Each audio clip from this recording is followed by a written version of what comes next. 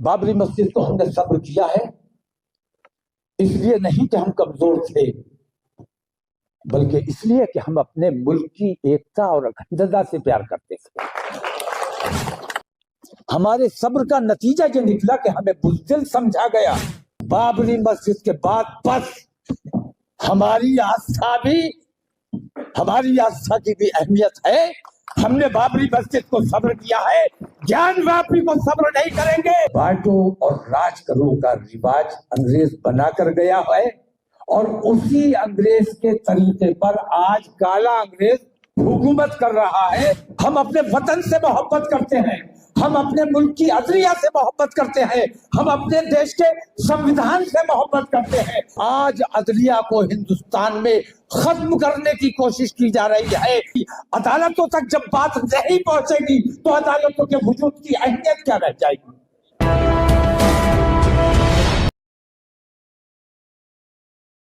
ایک تو زخم نہیں، سارا بدن چھلنی ہے، درد بیچارہ پریشان ہے، کہاں سے اٹھے؟ کن کن تکلیفوں کا ذکر کیا جائے، کن کن پریشانیوں کا ذکر کیا جائے، لیکن سب سے بڑھ کر اور سب سے بہتر بات میں یہ سمجھتا ہوں کہ ہندوستان میں بانٹو اور راج کرو کا رواج انگریز بنا کر گیا ہے، اور اسی انگریز کے طریقے پر آج کالا انگریز حکومت کر رہا ہے۔ اگر اس طریقے کو ہم نے پہچان لیا ہے تو ہمیں چاہیے کہ تمام لوگوں کو، دبے کچلے تمام لوگوں کو، مظلوم تمام لوگوں کو متحد ہونا چاہیے۔ ہم طاقت حاصل کرنے کے لیے، حکومت حاصل کرنے کے لیے یہ بات نہیں کر رہے ہیں، بلکہ ہم اس لیے کر رہے ہیں کہ ہمیں اپنے دیش سے پیار ہے، ہم اپنے وطن سے محبت کرتے ہیں، ہم اپنے ملک کی عدلیہ سے محبت کرتے ہیں، ہم اپنے دیش کے سمویدھان سے محبت کرتے ہیں۔ ہم یہ محسوس کر رہے ہیں کہ آج عدلیہ کو ہندوستان میں ختم کرنے کی کوشش کی جا رہی ہے۔ جب بلڈوزر سے فیصلے ہوں گے، جب پولیس کھلے عام انکاؤنٹر کرے گی، عدالتوں تک جب بات نہیں پہنچے گی تو عدالتوں کے وجود کی اہمیت کیا رہ جائے گی؟ ہم عدالتوں کی حمایت میں کھڑے ہیں، ہم سمویدھان کی حمایت میں کھڑے ہیں۔ میں کہنا یہ چاہتا ہوں، ابھی پچھلے دنوں آپ نے دیکھا ہوگا، گزشتہ سال بھی میں نے اس بات کو نوٹس کیا تھا، اور اس سال بھی میں نے نوٹس کیا کہ سپریم کورٹ نے دلی کے پردوشن کو دیکھتے ہوئے دیوالی کے پٹاخوں پر پابندی لگائی، لیکن سپریم کورٹ کے اس حکم کی حکم عدولی کرنے کے لیے سپریم کورٹ کے سامنے جمع ہو کر تمام لوگوں نے آتش بازی چھوڑی، اور سپریم کورٹ نے اس پر کوئی نوٹس نہیں لیا۔ یہ چنتا کا وشے ہے۔ سپریم کورٹ کو چاہیے تھا پولیس کو آرڈر کرتے کہ جن جن لوگوں نے کیا ہے ان تمام کو جیل میں ڈالا جائے۔ تو سپریم کورٹ اگر اپنی اہمیت کو نہیں سمجھ رہا ہے، سپریم کورٹ اگر حکومت کی دباؤ میں کام کر رہا ہے، تو ہمارے لیے چنتا کا وشے ہے۔ ہمیں کام کرنا چاہیے، ہمیں بتانا چاہیے کہ دیش جاگ رہا ہے، جنتا جاگ رہی ہے، لوگ محسوس کر رہے ہیں جو بے ایمانیاں ہو رہی ہیں، یہ بے ایمانیاں اب ہونے نہیں دی جائیں گی، کیونکہ عوام میں بیداری آ چکی ہے۔ سپریم کورٹ کے بہت سے ایسے فیصلے جن پر اعتراض کیا جانا چاہیے، ابھی میں اتنا ذکر اور ضرور کرنا چاہوں گا، اور خاص طور سے مسلمانوں سے اور اپنے دلت بھائیوں سے یہ بات ضرور کہنا چاہوں گا کہ یہ جب چاہتے ہیں روی داس مندر کو توڑ دیتے ہیں، یہ جب چاہتے ہیں مسجد کو توڑ دیتے ہیں، یہ جب چاہتے ہیں ان کا ہنومان چالیسا بھی مسجد کے ہی آگے ہنومان جی قبول کرتے ہیں، ان تمام چیزوں کو بند کیا جانا چاہیے۔ سپریم کورٹ کو سنجیان لینا چاہیے۔ بابری مسجد کو ہم نے صبر کیا ہے اس لیے نہیں کہ ہم کمزور تھے، بلکہ اس لیے کہ ہم اپنے ملک کی ایکتا اور اکھنڈتا سے پیار کرتے تھے. ہم اپنے دیش سے محبت کرتے ہیں, اپنے دیش میں امن و امان بنائے رکھنا چاہتے ہیں. اس لیے ہم نے سپریم کورٹ کے فیصلے کو سر آنکھوں پر لیا اور کسی قسم کا کوئی احتجاج نہیں کیا. لیکن نتیجہ یہ نکلا, ہمارے صبر کا نتیجہ یہ نکلا کہ ہمیں بزدل سمجھا گیا. اور آج میں کہتا ہوں کہ اگر لوگ بیدار نہ ہوئے تو گیان واپی اسی طریقے سے, اسی بے ایمانی کے طریقے سے گیان واپی یہ لوگ چھین لیں گے. اسی طریقے سے مسئلہ کو آپ سے چھین لیا جائے گا, عیدگاہ کو آپ سے چھین لیا جائے گا. اسی طریقے سے یکے بعد دیگرے, کبھی بدایوں کی مسجد پر حملہ کیا جائے گا, کبھی عیدگاہ پر حملہ کیا جائے گا, کبھی جامع مسجد پر حملہ کیا جائے گا.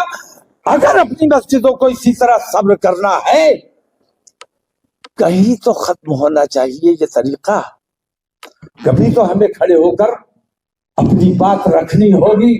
تو میں نے اعلان کیا ہے کہ بابری مسجد کے بعد بس ہماری آستھا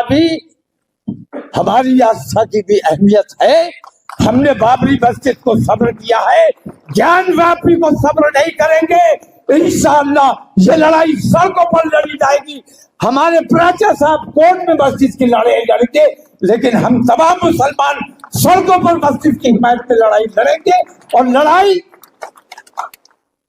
لڑائی وہ نہیں ہوگی, ہمیں کسی سے لڑائی نہیں کرنی ہے. ہمیں دکھانا ہے کہ ہم بیدار ہیں, ہم برداشت نہیں کریں گے. انہوں نے کہا تھا ہماری آستھا کورٹ سے اوپر ہے.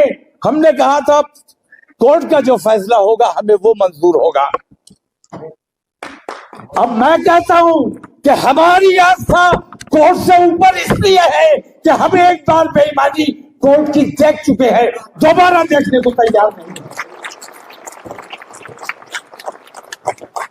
یہاں جو تمام لوگ شریک ہوئے, میں ان تمام لوگوں کا تہہ دل سے شکر گزار ہوں. اور طویل گفتگو کا وقت نہیں ہے, صرف اتنا کہنا چاہتا ہوں کہ آج جو ہمارا ہندوستان کے کونے کونے سے لوگ آئے ہیں اور اس ارادے سے آئے ہیں کہ آج کوئی فیصلہ ہوگا. اور میں یہ چاہتا تھا کہ پہلے میں اپنی تجویز رکھ دوں, اس کے بعد آپ تمام لوگوں کی رائے لی جائے. لیکن کچھ نظام چینج ہو گیا, تھوڑی افراتفری بھی رہی. ہمارے سامنے 24 ہے, اور میں یہ محسوس کرتا ہوں کہ اگر سرسری طریقے سے دیکھا جائے تو صرف 2 پارٹیاں آمنے سامنے ہیں. انہی دونوں کے درمیان پہلے اور دوسرے نمبر کا فیصلہ ہونا ہے. تو اس میں ہمارا کیا رول ہے, ہمارا کیا رول رہنا چاہیے؟ ہم ہندوستان کے واسی ہیں, ہندوستان میں کیسی حکومت آنی چاہیے یہ ہماری ذمہ داری ہے. ہمیں بانٹا گیا ہے, اگڑے اور پچھڑے میں بانٹا گیا ہے, جبکہ ہمارے یہاں اسلام میں نہ کوئی افضل ہے, نہ کوئی اشرف ہے, نہ کوئی افضل ہے. اگر افضل ہے تو اپنے اعمال کی بنیاد پر ہے, لیکن اگر اشرف ہے تو اپنے اعمال کی بنیاد پر ہے. اگر مسجد میں کسی کے ساتھ تعصب ہوتا ہے تو یہ شرم کی بات ہے. مسجد میں اگر اشرف اور افضل نہیں ہے تو پھر کسی معاملے میں نہیں ہے. شریعت کے خلاف ہے یہ بات جو حکومت ہمارے مسلمانوں میں خاص طور سے بٹوارا پیدا کرنے کی کوشش کر رہی ہے. اس کے خلاف بھی ہمیں غور و فکر کرنا چاہیے. تو 24 کے حوالے سے میں اس طرح کہنا چاہتا ہوں کہ ہندوستان میں کون سی حکومت بنے, کیسی حکومت بنے. میں نے عام طور سے مسلمانوں کا رجحان دیکھا کہ چناؤ آنے تو اب کے دیکھ لیں گے, مودی کو جیتنے نہیں دیں گے. میں نے کہا مودی کو ہرا دو, پھر کس کو لاؤ گے؟ جو آئے گا وہ تمہیں کنگن بجائے گا, पहले पहनाए हैं, कांग्रेस आएगी। कांग्रेस पहले भी 10 साल रही है, 10 साल यूपीए की हुकूमत रही। वक्त याद करो, रोजाना तुम्हारे बच्चों का इनकाउंटर हुआ करता था, रोजाना बम ब्लास्ट हुआ करता था, रोजाना तुम्हारे बच्चों को झूठे इनकाउंटर में मारा जाता था। 20-20, 25-25 साल के बाद छूटे हैं और गिरफ्तारियां की जाती थी, झूठे इल्जाम लगाए जाते थे। हमारे माथे पर आतंकवाद लिख दिया गया था। खुद अपने मंदिर पे बम मारा और कह दिया मुसलमान ने मारा। तो जो बम मारते थे आज वो हुकूमत पे बैठे हैं। मैं कहना ये चाहता हूं, जो आज हुकूमत पे बैठे हैं, अगर ये हार जाएंगे तो क्या ये अपने घर जाके बैठ जाएंगे? सवाल है मेरा।